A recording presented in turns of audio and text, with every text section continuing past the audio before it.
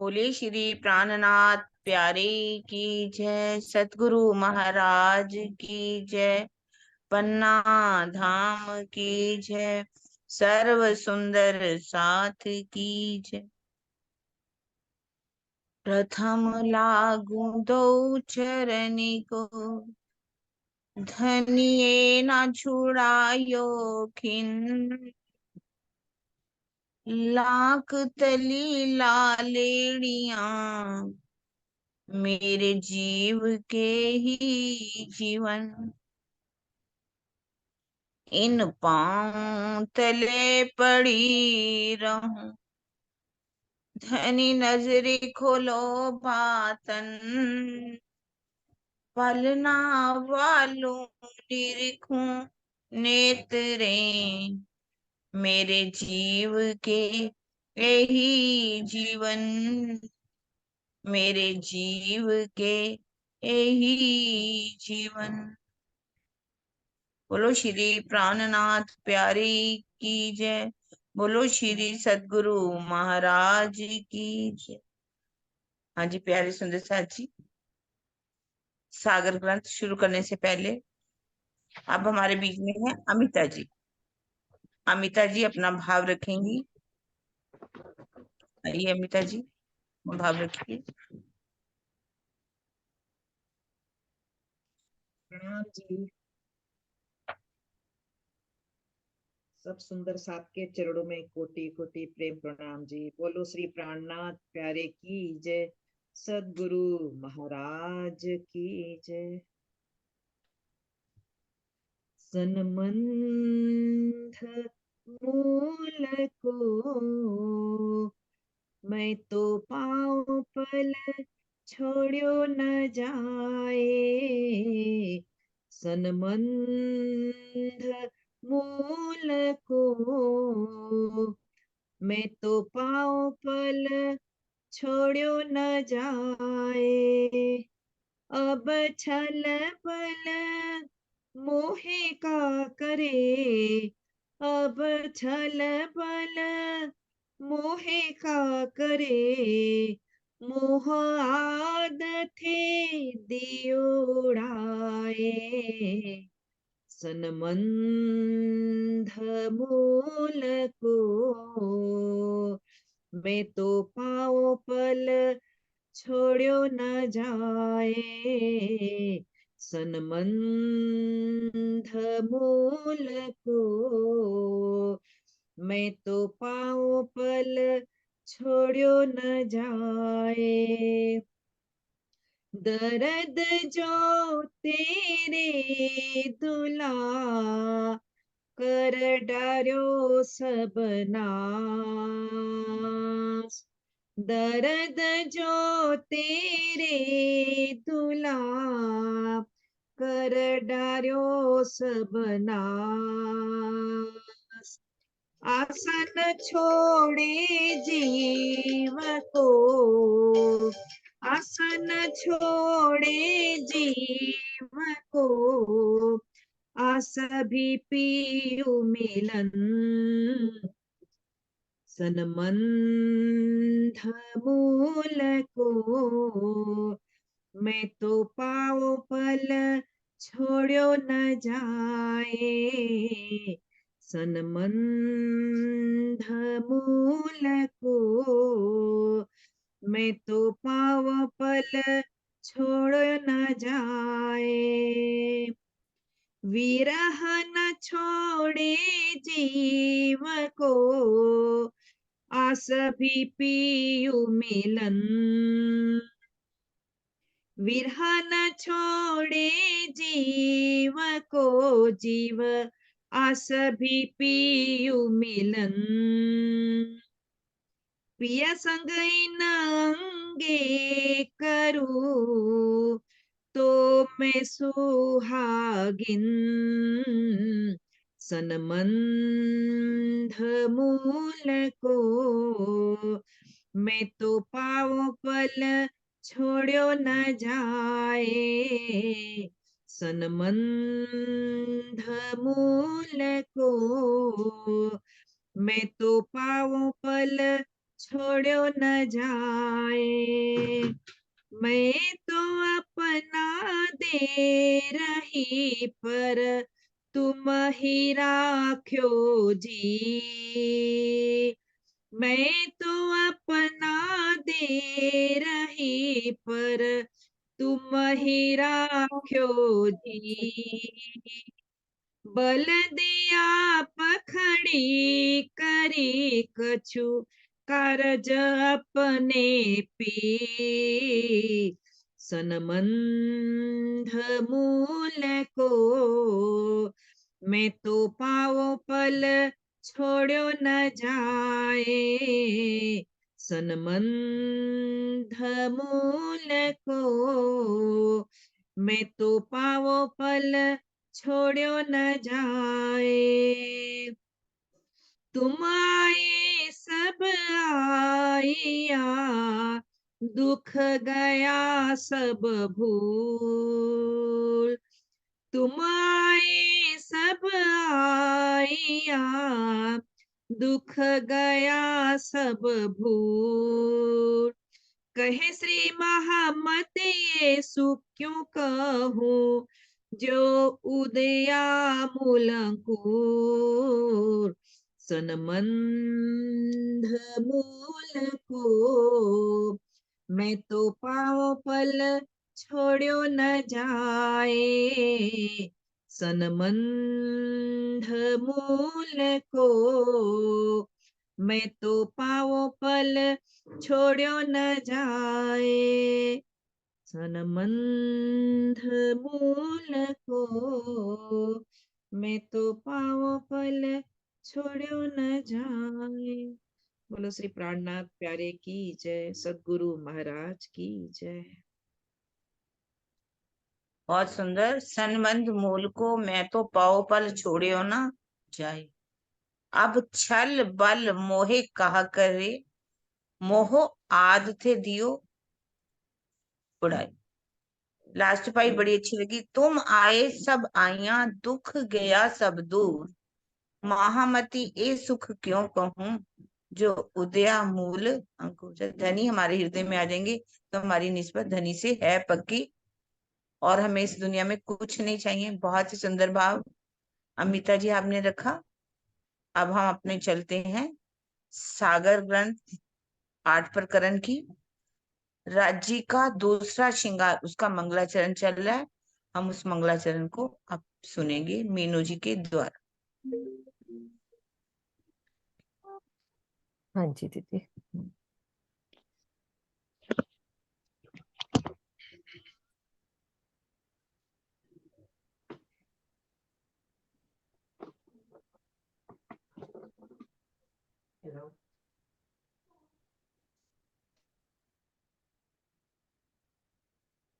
जी रोज दीदी 16 चुपाई थी, 17। हाँ जी, प्रकरण 8 सुंदर साथ जी, चुपाई हमारी है 17।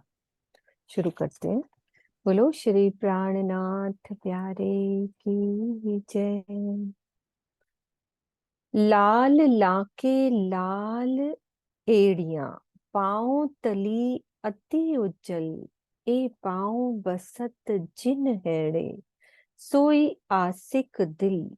दोनों चरणों की एड़ियों का रंग लाल है, दोनों तलियां भी बहुत उज्जवल हैं। एड़ी तथा तली के बीच का गहराई वाला भाग भी लालिमा से भरपूर है। जिनके हृदय में धनी के इन चरणों का सौंदर्य बस जाता है, निश्चित रूप से उन्हीं के दिल को आशिक कहलाने की शोभा मिलती है। अब भावार्थ में कह रहे हैं कि चरण की एड़ी, लाक तथा तलवों का रंग एक समान है, अर्थात लालिमा मिश्रित उज्ज्वलता लिए हुए है। इस चौपाई में तली को उज्जवल कहने का अभिप्राय स्वच्छता से है, मात्र सफेदी से नहीं। अच्छा, स्वच्छता मतलब दीदी कैसे? तली उज्जवल कहने का अभिप्राय स्वच्छता से है, मात्र सफेदी से नहीं। ओके।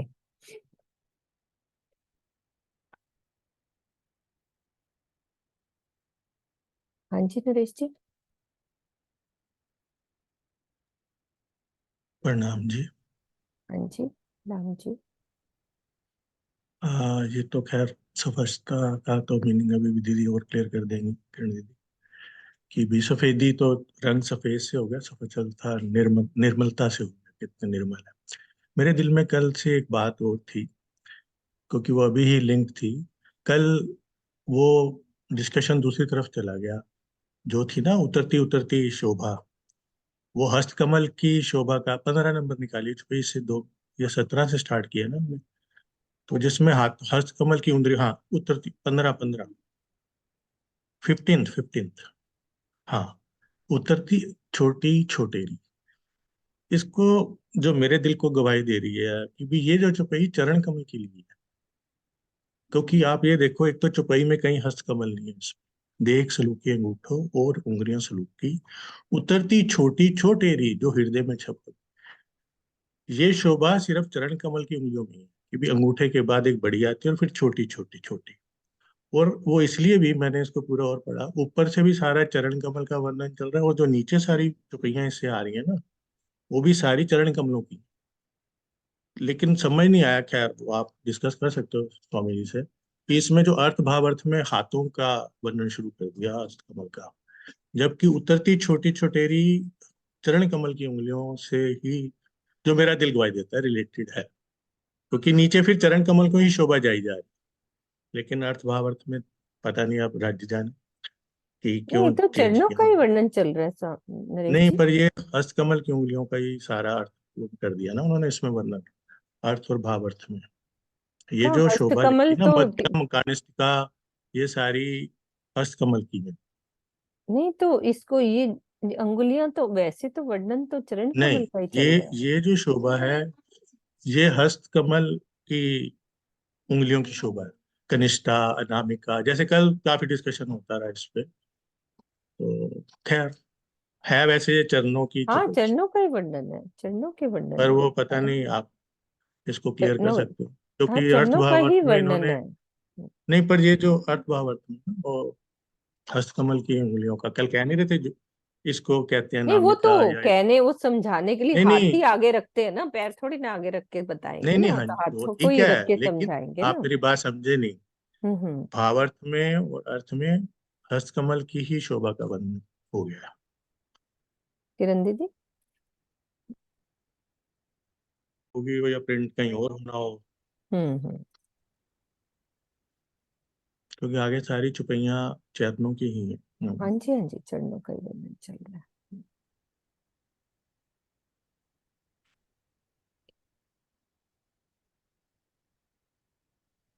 करें किरण दीदी शुरू। हाँ जी हाँ जी। बसत सुखाले नरमाई में, आसमान लग रोशन, ए पाँव प्यारे मासूक के, जो कोई आशिक मोमन मोमिन। धनी के ये चरण कमल बहुत ही कोमल है और सुख का भंडार है। बसत सुखाले नरमाई में, और सुख का भंडार है। इनकी नूरी आभा आकाश तक उजाला करती है। जो भी धनी का सच्चा प्रेमी आशिक होता है, उसे ये चरण कमल बहुत ही प्यारे लगते हैं। आशिक बसत अरस तले, या बसे अरस के माहे। एक खुशबोई मस्ती अरस की, निस दिन पीवे ताहे। धनी के प्रेम में डूबी रहने वाली ब्रह्म सृष्टियों का ध्यान हमेशा ही हद बेहद से परे परमधाम की ओर रहता है। वे परमधाम के 25 पक्षों तथा युगल स्वरूप की शोभा में खोई रहती है। इस प्रकार उन्हें दिन रात परमधाम के प्रेम की सुगंधि का रस मिलता रहता है और वे उसके आनंद में डूबी रहती हैं। अब क्लियर कर रहे हैं कि पहले चरण में कथित जो अरस तले है, ये है ना, आसिक बसत अरस तले या बसे अरस के माहे। तो अरस तले का तात्पर्य परमधाम की ओर केंद्रित होने से है। मात्र चितवनी से ही परमधाम के वास्तविक आनंद का रसपान किया जा सकता है। अरस्तले का ये मतलब है कि चितवनी से ही परमधाम के वास्तविक आनंद का रसपान किया जा सकता है। सुंदर सलूकी छब शोभित रंग रस प्यार भरे, सोई मोमिन अरस दिल जित इन हके कदम धरे। मात्र उसी ब्रह्म सृष्टि का दिल परमधाम कहा जाता है जिसके अंदर धनी के वे चरण कमल विराजमान हो जाते हैं, जिनकी शोभा अति सुंदर और कोमल है तथा रोम रोम में प्रेम और आनंद का रस भरा हुआ है।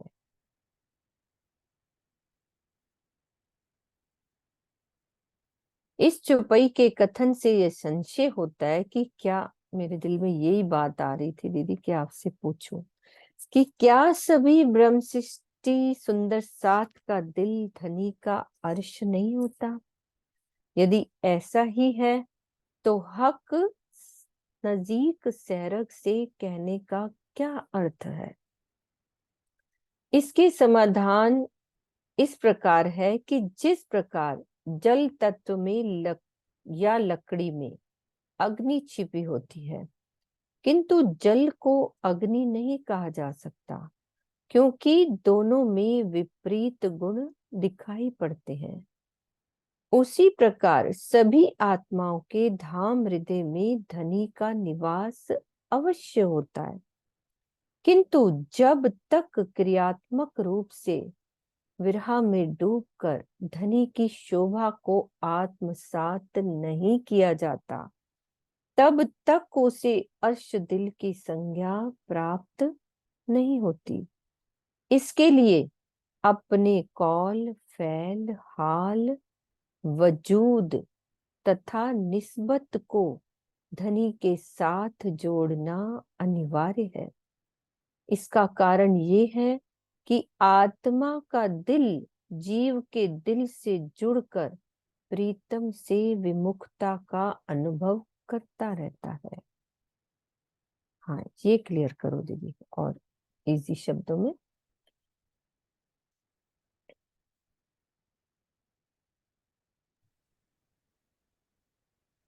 इसमें क्या कहा गया है कि ऐसा नहीं, जब सबका क्या दिल अर्श नहीं है?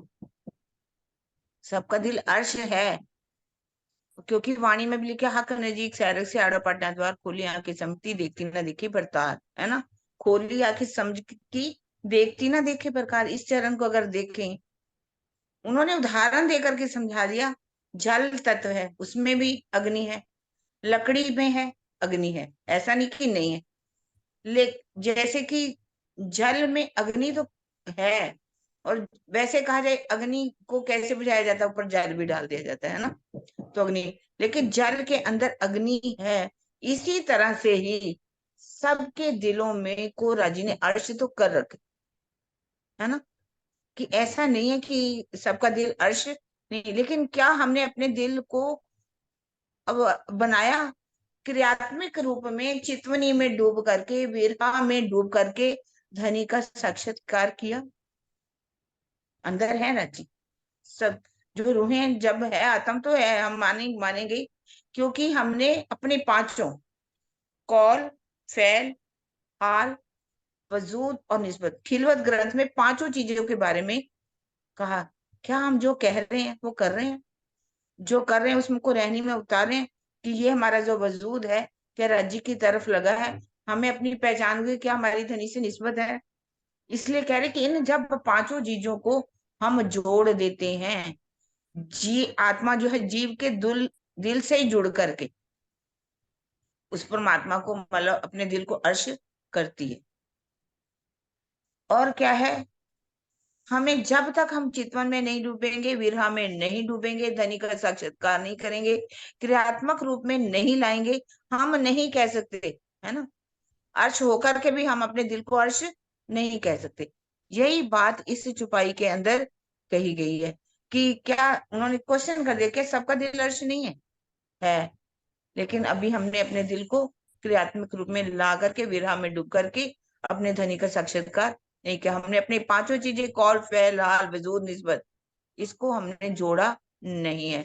हमारा कौल कुछ और है, फेल कुछ और है, रहनी हमारी कुछ है, वजूद हमारा कुछ कर रहा है, निस्बत हमने अपने सारी रिश्तेदारों से बना रखी। तो कैसे? खाली अभी बोलने से नहीं वो होता कि हम कह पूरी दें तरह कि से हमारा दिल। विमुख है हम्म। है ना।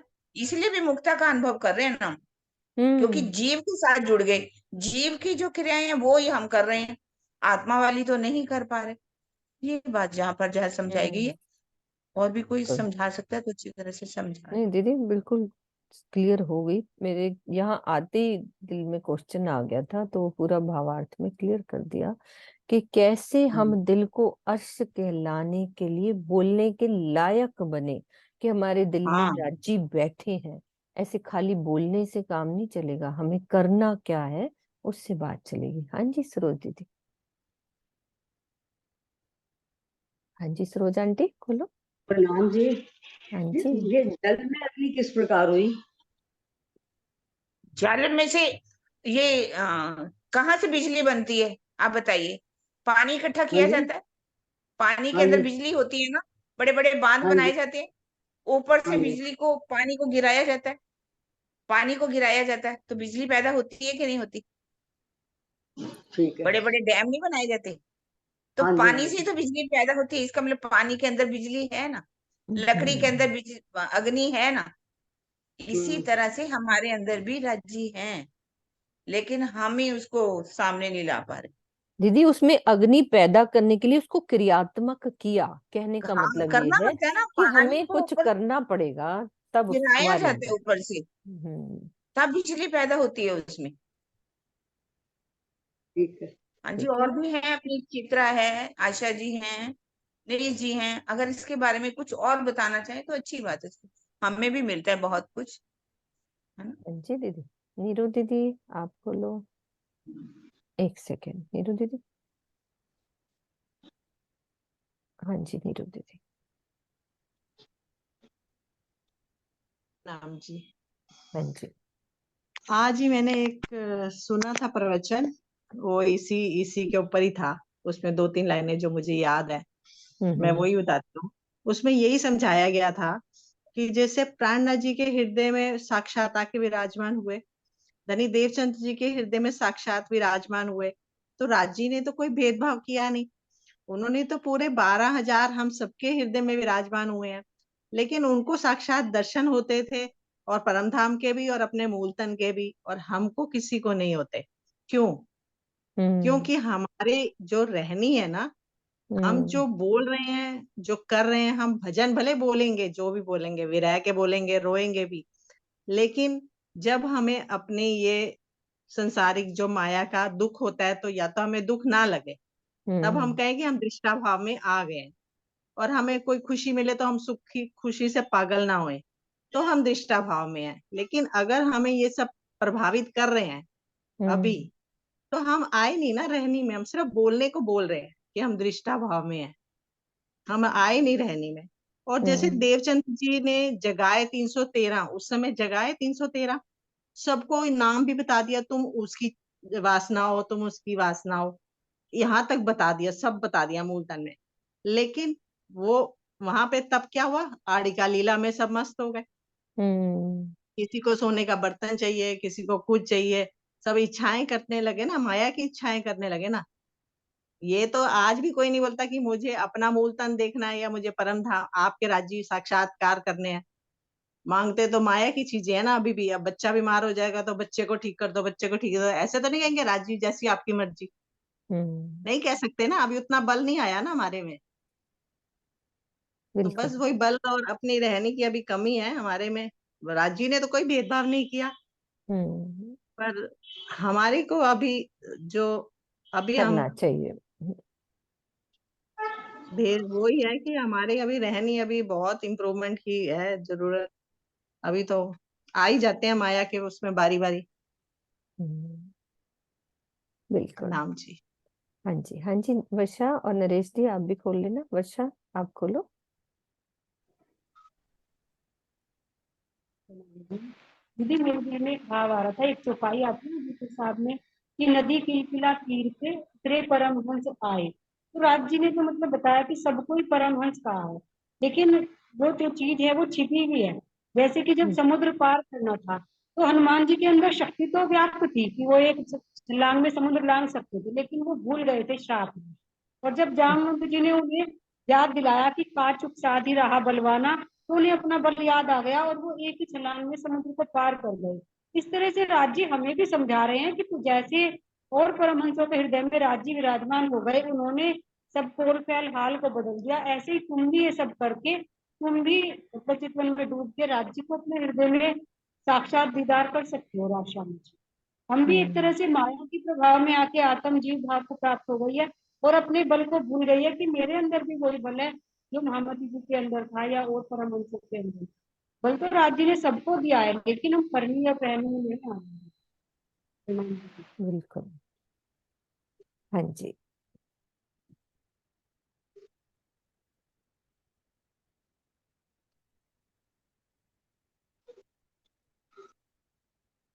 चलते हैं, है ना, आगे चलते हैं। ए सुख देत अरस के कोई नाही। हाँ जी नरेश जी बोलो।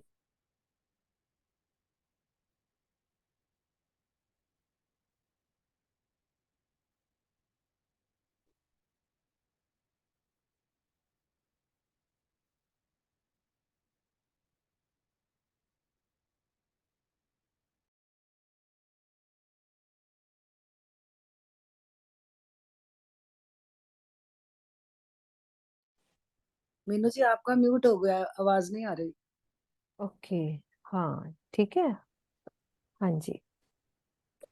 ए सुख देत अरस के कोई नाही नमूना इन, ए सुख जाने अरवा अरस की निस्बत हक सो जिन। धनी के ये चरण कमल सुंदर सात को परमधाम के उन सुखों का रसपान कराते हैं जिसकी तुलना में इस संसार का कोई भी सुख नहीं है। मात्र परमधाम की ब्रह्म सृष्टियां ही इस सुख की गरिमा को जानती हैं, क्योंकि धनी के चरणों से इनका ही अखंड संबंध होता है। रूहें इश्क मांगे धनी पे पकड़ धनी के कदम, जो छोड़े इन कदम को सो क्यों कहिए आशिक खसम। ब्रह्म सृष्टियां धनी के चरण पकड़कर अपना इश्क मांगती हैं। जो धाम धनी के चरणों से स्वयं को दूर कर ले, उसे प्रीतम की सच्ची चाहत रखने वाली आशिक कहा ही नहीं जा सकता। सो क्यों कहिए आशिक खसम। तो इस चौपाई में चरण पकड़ना अलंकारिक भाषा है। इसका तात्पर्य है कि प्रीतम अक्षरातीत के प्रति अटूट श्रद्धा और विश्वास रखना। यहाँ लौकिक रीति से चरण पकड़ने का कोई प्रसंग नहीं है। नरम तली लाल उज्जवल आशिक यही जीवन, धनी जिन छोड़ायो कदम जाहिर या बातन। श्री राजी के दोनों चरणों की तलियां बहुत ही कोमल है। उनका रंग लालिमा तथा उज्जवलता का मिश्रण लिए हुए है।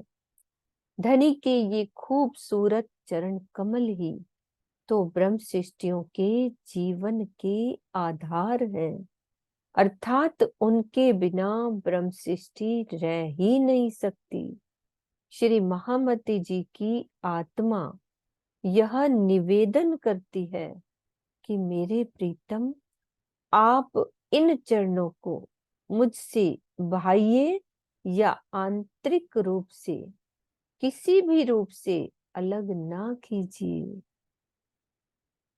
इस चौपाई में जीवन का तात्पर्य होता है सर्वस्व, यानी कि प्राणाधार से है। ब्रह्म शिष्टियों के लिए धनी के चरणों से दूर रहना किसी भी स्थिति से संभव नहीं है।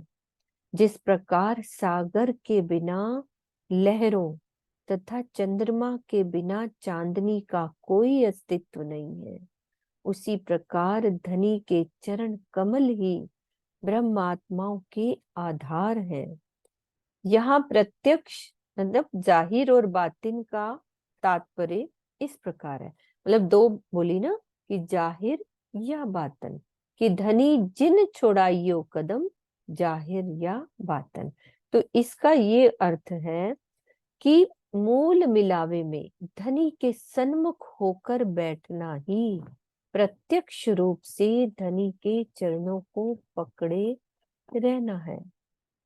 इसी प्रकार इस खेल में आत्माओं का दिल ही धनी का परम धाम है, जिसमें मूल मिलावा भी स्थित है। उसमें ही अपने प्राण वल्लभ को बसा लेना बातिन रूप से धनी के चरणों से स्वयं को जोड़े रखना है। दूसरे शब्दों में श्रीमुख वाणी के ज्ञान द्वारा धनी पर अटूट श्रद्धा व विश्वास रखना, ये क्या होता है? जाहिरी रूप से धनी के चरणों को पकड़ना है तथा विरहा प्रेम में डूबकर दिल में धनी को बसाना बातनी रूप से धनी के चरणों को आत्मसात करना है। ये बात है मेरी कि जाहिरी रूप से तो हम श्री मुखवाणी पर विश्वास करें, श्रद्धा करें कि ये जाहिरी मतलब दिख रहा है, और अंदर बातनी रूप से क्या है? चितवनी में डूबकर, विरहा प्रेम में डूबकर धनी की शोभा को दिल में बसाए, तो वो है चरणों को आत्मसात करना बातुनी रूप से। क्योंकि चौपाई में आया ना जाहिर या बातन, दोनों तरह से।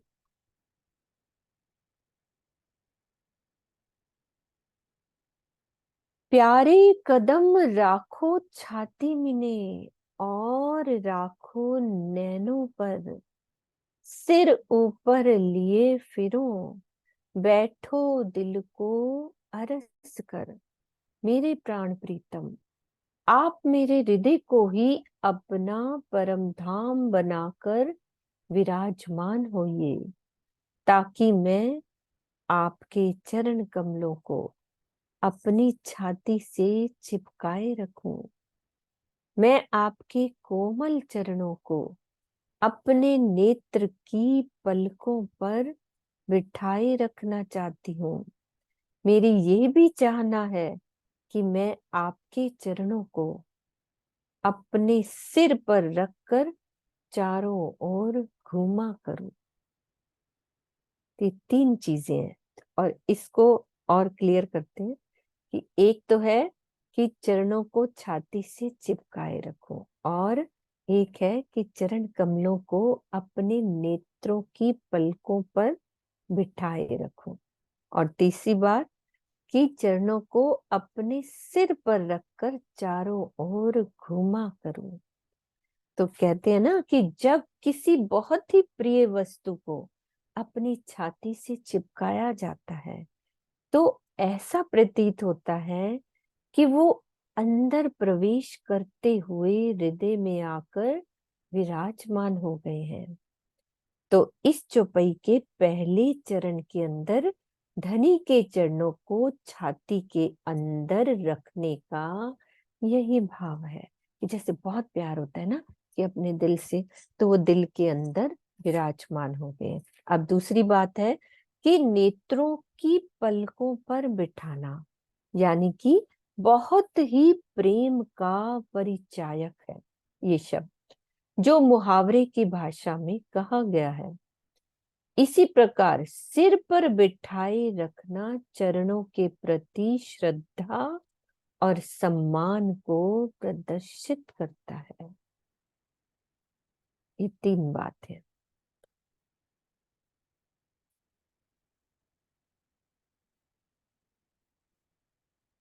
तखत धरिया हक के दिल में, राखूं दिल के बीच नैनन। तिन नैनों बीच नैना रू के, राखो तिन नैनों बीच तारन। अब प्रीतम अक्षरातीत का युगल स्वरूप सिंहासन सहित मेरे धाम हृदय में विराजमान हो गया है। मैं इस मोहनी शोभा को अपने दिल के नेत्रों में बसाकर रखना चाहती हूँ। दिल के इन नैनों के बीच में मेरी आत्मा के नेत्र हैं, जिनके तारों में मैं अपने प्राण वल्लभ को बसाए रखना चाहती हूँ। क्लियर करो आशीष। बड़ी प्यारी बात है।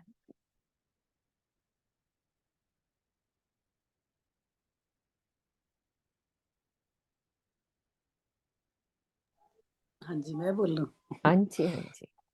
तखत धरिया हक के दिल में, तखत मतलब कि मैंने अपने प्रीतम के लिए अपने दिल में सेज बिछा ली, तखत सिंहासन बिछा लिया, है ना। कोई तो सिंहासन होगा ना जिसपे मैं बिठाना चाहती हूँ, तो मैंने अपने हृदय में पिया जी आपके लिए सिंहासन बिछा लिया है, आप वहां पर विराजमान होइए। फिर कहते हैं राखो दिल के बीच नैनन, मतलब नेत्रों का सीधा संबंध हृदय के साथ है। तो जब वो शोभा हृदय में बस जाती है तो नैन भी हमेशा उस शोभा को ही देखना चाहते हैं। इसलिए कहती है राखो दिल के नैनों में। दिल के नैनों मतलब अगर मैं इन आंखों को बंद करूं तो मुझे सिर्फ आप दिखाई दो, क्योंकि मेरे दिल में आप ही रहो। तीन नैनों बीच नैना रूह के, तो अब 3 नैनों बीच नैना रूह के, तो अब क्या है, अंदर मेरी जो आत्मा के नेत्र है, रूह के नेत्र है ना। एक तो होता है ना शोभा श्रृंगार देखना, उसको समझना, फिर अब कहते जो मेरे रूह के नैन है उसमें बसी रहे। 3 नैनों बीच नैना रूह के, राखो 3 नैनों बीच तार। तो अगर वैसे देखा जाए तो हम इसको एक्सप्लेन करते हैं ना, बाहरी जाहरी रूप से भी मेरी आंखें हैं, उसमें पलक ये है, काला भाग है, उसके अंदर एक और सफेद भाग है, जो चमक वाला, नॉट सफेद, एकदम चमकता, उनको तारा करके बोलते हैं ना। तो इस सारे कहने का मतलब यही है कि और गहराई, इतनी गहराई आप मेरे दिल में बस जाओ कि बस मुझे और कुछ दिखाई ना दे। जब भी मैं आंख बंद करूं, बंद करना इसलिए क्योंकि जाहिरी जब आंख खुली है तो हम इस दुनिया देख वजूद को लेके बैठे हैं, तो इस हम्म। वजूद के साथ और भी काम चलते हैं। तो इसलिए जो मेरी बातूनी आंखें हैं, मेरी रूह के नेत्र हैं, उनमें मुझे कुछ ना दिखाई दे। हमेशा प्रीतम के छवि बसी रहे, बस आप ही दिखाई दो, मतलब और है ना। गहरा, बस आप हो, हाँ, और कुछ नहीं। बस यही कहना चाहते हैं, और कहना गहरा यही और गहरा। चाहते हैं। जैसे हमने ये पहले समझ लिया सारा, है ना, हम्म, कई सालों से तो लगे हैं। शोभा श्रृंगार पिया जी के समझा दी, अब उनसे जब प्रेम हो जाता है तब गहराई में बसता है। बस हम्म, उस प्रेम में ऊपर वाली चपाई आ गई ना, प्रेम की भी। सिर हाँ, पे रख के घूमूं, आंखों घूमो में रखूं, छाती से चिपकाऊं, सब कुछ तो बता सब दिया, कुछ, हाँ, है ना। तो मतलब मैं इतनी गहराई में आपको बसाए रखना चाहती हूँ कि बस एक पल के लिए भी आप मेरी रूह के नैनों से दूर ना हो, हाँ, है ना, मेरे हृदय से दूर ना हो। बिल्कुल, बहुत अच्छा। 3 तारों बीच जो और गहराई अब और आ गई कि 3 तारों बीच जो पुतली, 3 पुतलियों के नैनो माहे, राखूं 3 नैनो बीच छिपाए के, कहूँ जाने ना देऊं क्या है। मेरी आत्मा के तारों में जो पुतलियां हैं, उन पुतलियों के नैनों के बीच में मैं अपने प्राणेश्वर को छिपा कर रखना चाहती हूँ, और उन्हें कहीं भी किसी तरह से अन्यत्र नहीं जाने दूंगी। अब क्या कह रहे हैं कि जिससे देखा जाता है उसे नेत्र कहते हैं। इस लीला में परात्म का दिल, आत्मा तथा उसका दिल सभी क्रियाशील है। यद्यपि लीला रूप में इनमें भेद करना पड़ता है, किंतु वहदत में मूलतः इनमें कोई भी भेद नहीं है। ये बात श्रृंगार ग्रंथ की इन चौपाइयों से अच्छी प्रकार समझी जा सकती है। जो सूरत दिल देखत त्यों रू जो देखे सूरत, तो बेर नहीं रू लज्जत तेरे अंग जात निस्बत। फर्क नहीं दिल रूह के ए तो दो रहे हिल मिल, अरस में जो रूह है तो हक कया अरस दिल। और भी चुपैया, पहले नरेश जी को खोलती हूँ, पहले वाली बात कुछ कह रहे होंगे, नरेश जी खोलो। वही एक चौपाई आ रही थी इससे रिलेटेड ही, हाँ कि बोलो। रूह के दिल में नैन रूह की नैनों के रूह के दिल में, जब दिल की रूह की आंखों में धनी धाम धनी बस है, तो वही आती है ना चौपाई की रूह से ही हमें देखना है, रूह के नैनों से। रूह नैनो दीदार कर, रूह रूह का जुबां हक से बोल, रूह कानों हक बातें सुन, यही पट अंतर के खोल। अरस तो का मतलब अपनी रूह के नैनों से ही। और वो चौपाई तो बड़ी फेवरेट मेरी है, प्यारी है, कि प्यारे कदम राखूं छाती में और राखो नैनों पर, सिर ऊपर लिए फिरो, आओ बैठो दिल को अर्श कर। कि कई मतलब प्यार भी है, सिर पे लेके फिरना, आदर भी है, समर्पण भी है, तो सारी चीजें हैं। तो रूह की नैनों से उसको दिल में बसा के रखना है अपने, और रूह की बिल्कुल। नैनों के पलकों को ही बंद करके उनमें छुपा के रखना है। इस चौपाई में वो भी अर्थ आ गया था। हम्म। ये आत्मा के तारों में जो पुतली है, हम्म। उन पुतलियों के नैनों के बीच आत्मा के तारों की, यहाँ वाली आंखें हमें तो बंद करने पे वो दिखते हैं, आत्मा के नैनों को खोलने से वो दिखते हैं। पर वो कह रहे हैं मेरी आत्मा के तारों में जो पुतलियां, उन पुतलियों के नैनों के बीच में अपने प्राणेश्वर को उसको भी ना खोलूंगा, और उन्हें कहीं भी किसी तरह से नियंत्रण नहीं जाने। इतना कहीं ज्यादा जाने गहराई ना, है, जैसे भी कह बहुत रहे थे, गहरे, इतनी गहरे गहराई, पे गहरा और गहरा कहीं जाने ना दे। क्या है। वही बिल्कुल। नीचे फिर भावार्थ में भी सारा लिख दिया उन्होंने, हाँ जी। कि जिससे देखा जाता है उसे उसे नेत्र नेत्र कहते हैं। कहते हैं। इस लीला में पर आत्म का दिल, आत्मा तथा उसका दिल सभी क्रियाशील है। यद्यपि लीला रूप में इनमें भेद करना पड़ता है, किंतु परम धाम की वाहिदत में मूलतः इनमें कोई भी भेद नहीं। वही एक सागर की चुपई है ना, जब अंतस्करण आत्म के ए रहे समाओ, तब जब आत्म आत्मा पर के अंतस्करण आत्म में, के, तब आत्म पर आत्म में आत्म कुछ, के जब कुछ आत्मा पूरा पर आत्म की तरह उस रूप को अपने धाम हृदय में बसा लेती है, देख लेती है, जिसके लिए ऊपर 5 चीजें बताएगी कि कूल फैल हाल वजूद और सारी चीजें होंगी, तभी उसके बाद जब आपके आत्म हृदय में धाम धनी बस जाते हैं, तो आपका और परात्म में कोई भेद नहीं रहता।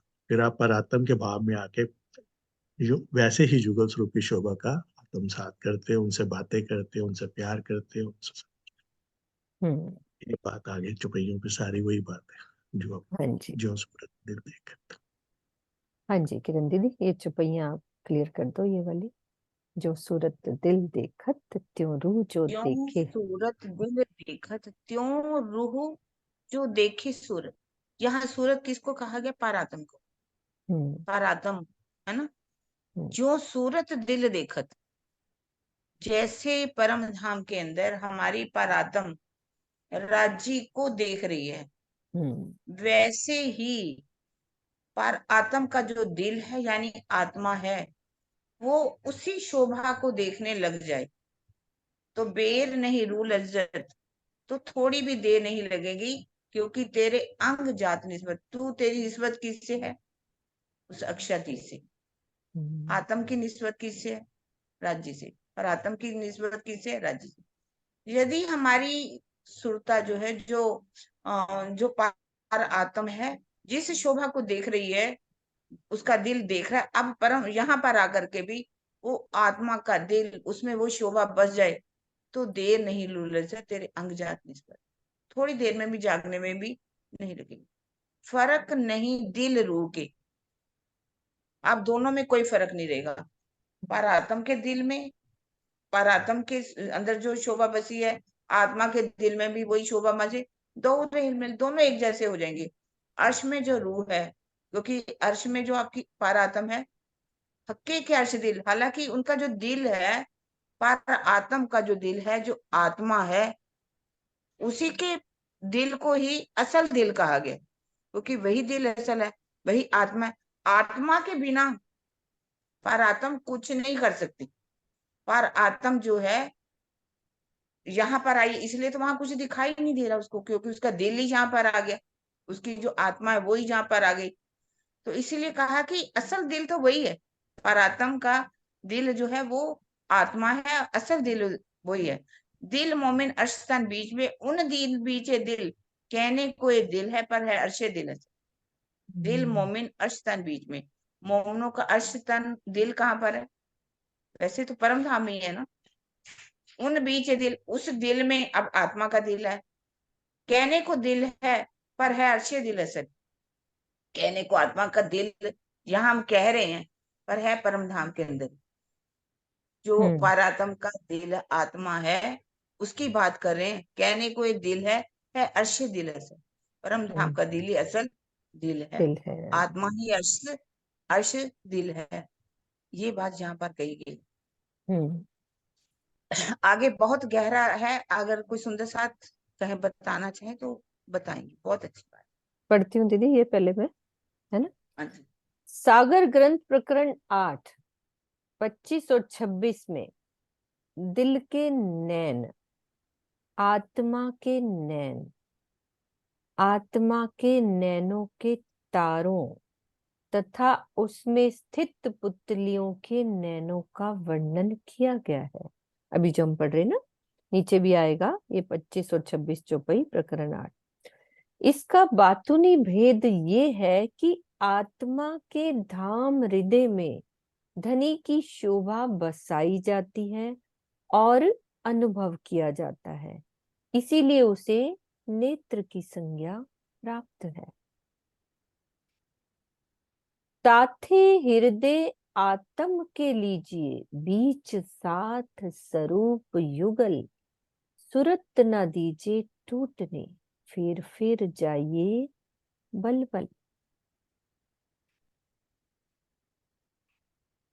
आत्म दृष्टि से देखने के कारण आत्मा को नेत्र कहा जाता है, क्योंकि यहाँ हम देख रहे हैं ना आत्म की दृष्टि से, इसलिए उसको नेत्र कह देते। देखना काम होता है नेत्र का, तो इसलिए इसको नेत्र कह देते हैं। किंतु उसमें निहित तारा ही परात्म का स्वरूप है।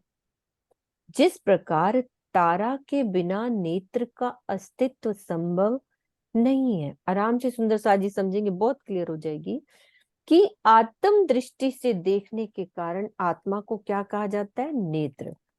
और नेत्र के अंदर जो एक तारा होता है उसको क्या कह देते हैं? परात्म का स्वरूप। अब वो कह रहे हैं जैसे कि तारे के बिना नेत्र का कोई, मान लो इस नेत्र में तारा नहीं है तो ये नेत्र का कोई मतलब ही नहीं है ना। उसी प्रकार परात्म के बिना आत्मा का स्वरूप भी सिद्ध नहीं हो सकेगा। परम धाम में परात्म के दिल से ही सारी लीला चलती है, इसीलिए परात्म के दिल को आत्मा रूपी नैन की पुतली कहा जाता है। परात्म के दिल को आत्मा रूपी नैन की पुतली कहा जाता है।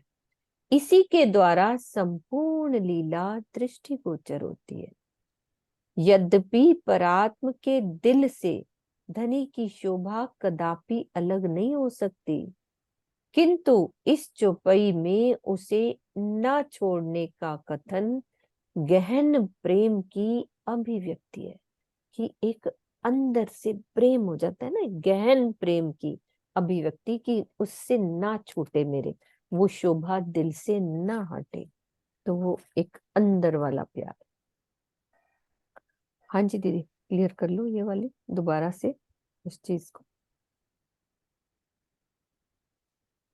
नाम जी। हाँ जी, हाँ जी। कोई नहीं, किरण जी क्लियर कर हाँ रहे। किरण मैं दीदी थोड़ा बोल बहुत रहे हैं। आसान तरीके से बताना चाह रहा था इसको।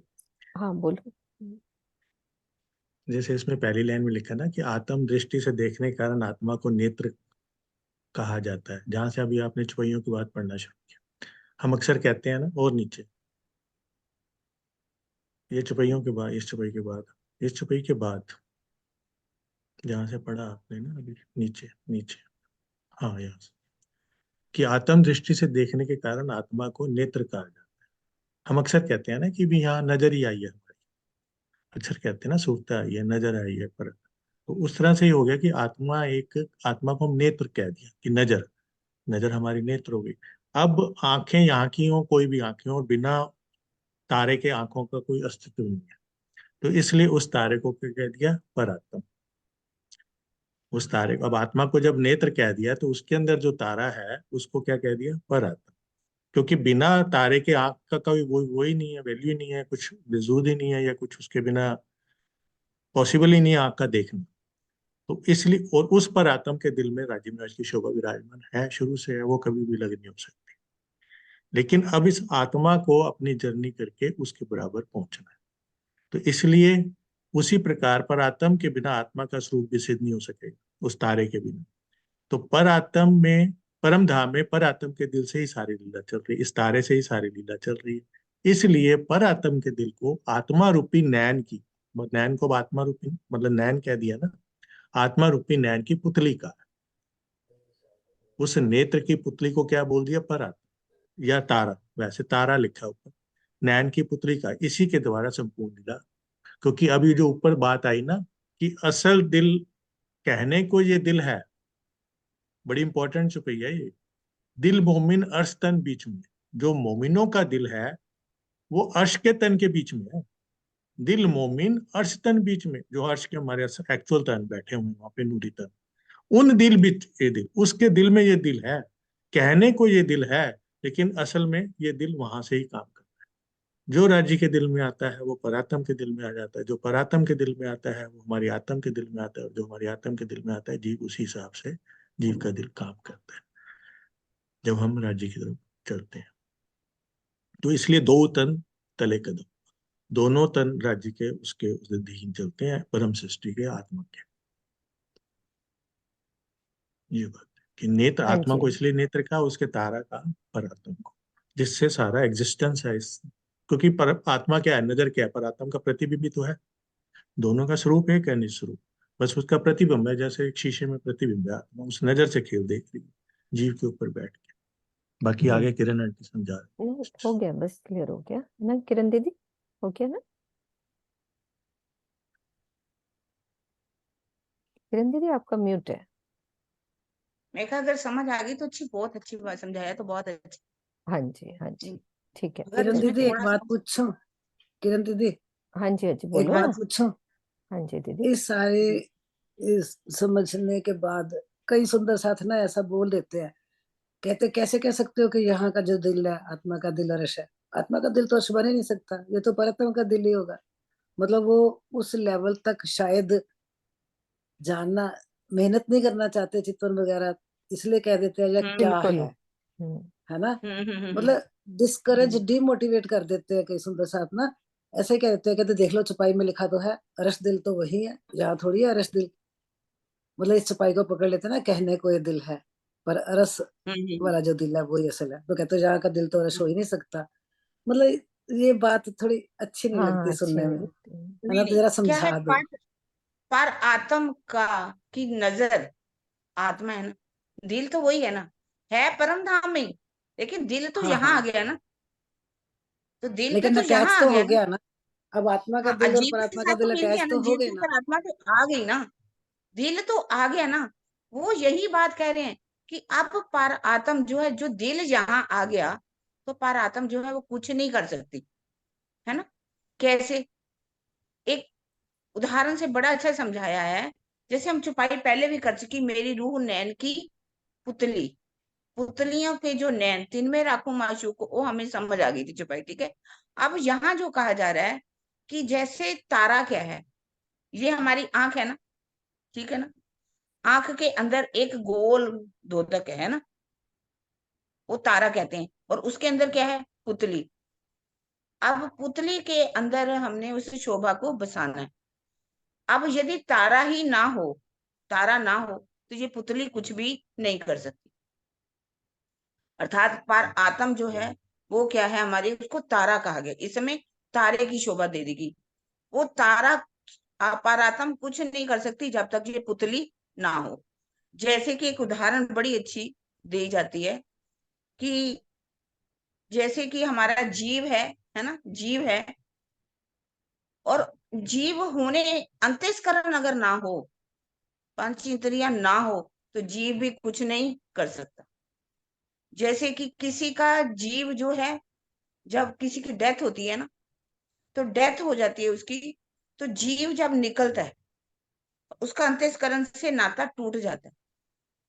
जीव देखता है कि ये मेरी डेड बॉडी पड़ी है, अगर उसको थोड़ा मोह हो उसको तब, वैसे तो जीव तन छोड़ता है तो नया तन मिल जाता है, और वो जीव देखता है कि मेरी डेड बॉडी है, ये मेरे घर वाले रो रहे हैं, पर वो कुछ कर नहीं पाता।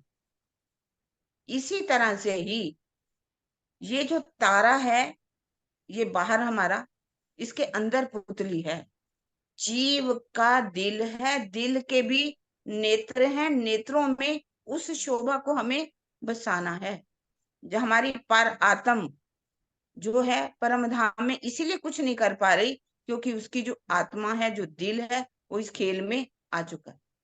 तो यही कह रहे हैं कि दिल, दिल हमारा दिल, जो एक तो पर आत्म के जो आत्मा है उसके भी नेत्र हैं देखने वाले, उसका दिल है उसमें के भी नेत्र हैं, और यहाँ तक कि आगे कह दिया तारे के भी नेत्र हैं।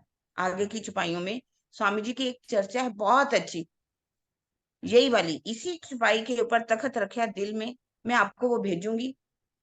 उसको अगर आप ठीक है, ध्यान से बड़े सुन लेंगे ना, तो आपको बात मुझे समझ में, पर्सनल भेज देना, ठीक है। हाँ पर्सनली क्यों, ठीक मैं है उसमें ही दीदी, डाल दूंगी, सबको सब सुनने की बात है। तो कहने का ठीक है। मतलब है कि हमारी इन नेत्र जो पुतली है, पुतली को भी नेत्र कह दिया गया, पुतली को भी आगे चल करके नेत्र कह दिया गया। कब? जब वो शोभा उसके अंदर बस गई, परम धाम की युगल स्वरूप की शोभा बच गई, तो वो भी क्या बन गए? नेत्र बन गए। अरश दीदी, अब ठीक है उसकी दीदी। नेत्रों का भी तारा तो है, लेकिन तारे के बिना वो नेत्र कुछ नहीं कर सकते। इसलिए तारे को पर आत्म के साथ जोड़ करके कह दिया कि परात्म वहां बैठी है, लेकिन उसका दिल यहाँ आ गया, इसलिए वो भी परात्म जो है वो कुछ भी नहीं कर। तो इस तरह जागृत से तो बड़ी ये गहरी, आत्मा को करना है ना आशी दीदी, वो हम करना हाँ नहीं चाह रहे कि ठीक है उनके ही दिल हाँ, अच्छे हैं, हम इसीलिए कुछ कह कर देते हैं लेंगे। कि बिल्कुल। कहने को ये दिल है दिल ही अर्श, असल अर्श, मतलब वहां हम घटा देते हैं, लेकिन बात को समझते नहीं है कि वो आया तो दिल है ना, जहाँ पर सिंधी में कह दे रही है कि आत्मा के दिल तक तो ये ज्ञान मेरे पहुंच ही नहीं रहा। जब तक ये शोभा हमारी आत्मा के नेत्रों तक नहीं पहुंचेगी, आत्मा के नेत्रों में भी वो शोभा को तो बसाना पड़ेगा ना उस पुतलियों के बीच में, जी जी। है ना? वो बसा नहीं दे, तो हम हाँ, बस वो करना, ना भी बात बिल्कुल ठीक है, करना नहीं हम कुछ करना नहीं ना, वो इसलिए चाहते बात हैं, मेहनत नहीं करना कुछ करना करना नहीं, चाह इसलिए रहे ना बात लगा आशी दी। दीदी, वो मेहनत नहीं करनी, ऊपर ऊपर के सुख हाँ, लेना चाह रहे हैं, तो भजन गा लिया, बिल्कुल आरती कर ली, उसी में हम अपने बिल्कुल आप को बहुत वो समझ लेते हैं कि हमने ये कर लिया बहुत है। बाकी जो सही। विरहा लेना होता है ना, जो अंदर की चीज, वो नहीं लेना ही नहीं चाह रहा ना ये जीव। हाँ जी, हाँ, डीपी सिंह जी आप सही बोलो। बात। सही प्रणाम बात जी, है। प्रणाम नंदता जी। हाँ जी, मेरी आवाज आ रही है? बिल्कुल आ रही है। मुझे पूछना था कि जो आंख है उसके अंदर तीन पार्ट हैं। एक तो व्हाइट पार्ट है जी, जो बाहर की तरफ है, हम्म, फिर उसके हम्म, अंदर फिर एक काला गोला है जो थोड़ा हाँ, काले रंग से कम है, और उसके अंदर ही फिर जो हाँ, है चमकदार पार्ट है। तो इन तीनों पार्ट को क्या क्या कहेंगे? इसमें बड़ा कंफ्यूजन है। हाँ, ये पुतली, पूरी तारे। आंख है ना, पूरी आंख है। हाँ जी।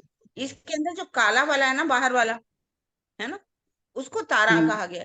उसके अंदर है पुतली, पुतली उसके अंदर है, और उसको व्हाइट पुतली पार्ट कहा क्या गया। कहलाता है? ये पुतली, मतलब ये पुतली के ऊपर पर्दा आ जाता है ना, जब मोतिया बिंद आ जाता है तो दिखना बंद हो जाता है, तो इस मोतिया जो है यहाँ आ जाता है। हमारे माया का जो पर्दा है इन पुतलियों के आगे आगे, इस जैसे ही पुतलियों को हटाएंगे, पर्दे को हटाएंगे, तो रज्जी तो सामने है, ऐसा तो है नहीं कि नहीं आएंगे जी। अच्छा, इसको ये सफेद मैंने अभी पार्ट को क्या बताया कहते ना, हैं? सफेद है पार्ट को सफेद पार्ट बताओ को क्या दीदी। कहते हैं? आंख, इसको इसकी तो ये शोभा है, इसमें सारे मिलके ही तो आंख बनती है ना, इसको कुछ अलग नहीं कहा गया। मेन तो बीच में ये आंख ही ना हो तो कुछ भी नहीं हो सकता। पलके ना हो तो भी आंख नहीं है। तो इसीलिए यहाँ पर मेन जो बात है तारा और उसकी पुतलियों की। तारा परात्म कहा गया, परात्म का स्वरूप, और पुतली जो है आत्मा का। दोबारा बोलो आत्मा दीदी। परात्म भी कुछ नहीं कर पा रही, आत्मा के ऊपर माया का पर्दा आ गया, वो भी कुछ कर नहीं पा रहा। इस माया के पर्दे को जैसे हटाएंगे, राज्य की शोभा को बसाएंगे, तो ये भी क्या बन जाएगी, नेत्र बन जाएगी। इसको भी नेत्र, इसका भी तो दिल है ना, इस पुतली का भी ठीक है। दिल है, आत्मा का भी दिल है ना? तो ये हाँ जी तो दीपी शोभा सिंह है। जी, तो आप रिपीट करो। प्रेम का स्वरूप है, प्रेम इसमें लाल लाल डोरे हैं, प्रेम होना चाहिए ना। आंखें जो है सफेदी का में लालिमा की शोभा बता दी गई, लेकिन मेन तो उस तारा और पुतली की बात है। ठीक है। हाँ जी दीपी सिंह ठीक जी, है, आप प्रणाम। रिपीट करो, आप रिपीट करो इसी बात को, तो आपको और नहीं वो तो ठीक है, बाहर का पार्ट तो बता दिया तारा, और उसके अंदर जो चमकदार पार्ट है वो पुतली हो गया, ये हम्म। बताया वो तो ठीक। हाँ, तो उसको क्या लेकिन मैं कहा मैं हम समझ गए। हाँ जी, हो गई ना क्लियर आशी दीदी? हाँ, मैं सोच रही हूँ जो चमकदार पार्ट होता है ना, वो तारा, हम्म। क्योंकि आई लेंस है ना, साइंस के हिसाब से लेंस लेंस चमकदार होता है ना, छोटा सा जो अंदर चमकदार पार्ट है वो आई लेंस है। और जो हम साइंस पढ़ाते हैं तो हमारा पिक्चर का बनता है प्यूपिल पे, यानी कि पुतली पे, पर्दे का काम करता है वो। तो उस पे वो दिखता है, देखना तो आई लेंस के थ्रू है, यानी कि तारे के थ्रू। तारा है ना चमकदार पार्ट, तो उसके थ्रू बात समझने की हमें तो अपने इसमें कंफ्यूज नहीं होना चाहिए। हमें तो ये समझना है कि बस धनी से प्रेम करो, उनकी शोभा को ऐसा दिल दिल में में बसा बसा लो है। कि घुस जाए, धनी के बिना दिल ही ना लगे, जब भी आंख बंद करे वो दिखे बस अपने आप। परातम तो दीदी ने बड़ा अच्छा समझा दिया, किरण दीदी ने, परातम तो इस टाइम काम नहीं कर रही। हम्म। परातम का दिल तो देखो फरामोशी में है, तो करना तो आत्मा के दिल को ही है ना। जीव हम्म। करेगा, उसके आगे आगे आत्मा को पहचान होती है। विरह, जब तक विरह में नहीं जाएंगे तब तक वो अंदर शोभा बसेगी नहीं, सीधी सी बात है। सीधी सी जब बात तक है। प्रेम नहीं धनी से तब तक वो शोभा बसेगी नहीं, वो तब तक तो वो जीव तक ही रहेगी, आत्मा को थोड़ी मिलेगी। तब तक तो हम्म। रट्टा ही रहेगा, भी ऐसी आंख है ऐसी आंख है, उसका कोई मतलब कोई नहीं फायदा हमारे नहीं, लिए। मतलब वो हमारे ज्ञान लिए वाली हाँ। बात है, मेन इन गहराई हाँ से समझाने की हाँ, बात जब है। तक वो विरहा प्रेम इश्क वो सारा नहीं फील होगा ना, वो एक फीलिंग है, वो बात करने की नहीं है, वो एहसास है, आत्मा का एहसास है। रूह को लगता है कि अब तो मेरा दिल ही नहीं लग रहा धनी आपके बिना। जब वो अनुभव में आती है ना बात, फिर हम कहते हैं कि पर आत्म तो चलो वहां है ही है। अब आत्मा के दिल में ऐसी बस गई है कि अब पर आत्म भी जग रही है। और फिर दूसरी बात आ जाती है कि धनी तो पर आत्म में जो जो डाल रहे हैं, तो आत्म ने करा जीव ने करा है ना, तब वो सारी बात आती है। पहले नहीं, पहले तो हमें ही करना है ना। जीव करेगा, आत्मा वीरा प्रेम करेगी, तभी ये शोभा दिल में बसेगी, और उसके बिना हम रह नहीं पाएंगे, है ना। हमें प्रैक्टिकल एस्पेक्ट देखना है, बाकी चलो जितना समझ आ गया ठीक है। प्रैक्टिकल है, क्रियाशीलता करनी है मेन था। ठीक है, हो गया ना क्लियर? अब ये वाली बात यहाँ से कंप्लीट हो गई। हाँ, एक बार सब अपने घर में भी इस चौपाई को आराम से पढ़ेंगे, और वो जो दीदी चर्चा भेज रही है ना, आराम से वो भी सुनेंगे। ठीक है। तिन तारों बीच जो पुतली, तिन पुतलियों के नैनों माहे, राखूं तिन नैनों बीच छिपाए के, कहूँ जाने ना देऊं क्या है, कहूँ जाने ना देऊं क्या है। बोलो श्री प्राणनाथ प्यारे प्यारे की की जय। जय, सद्गुरु महाराज महाराज की की जय, जय। पन्ना धाम धाम की की जय। जय।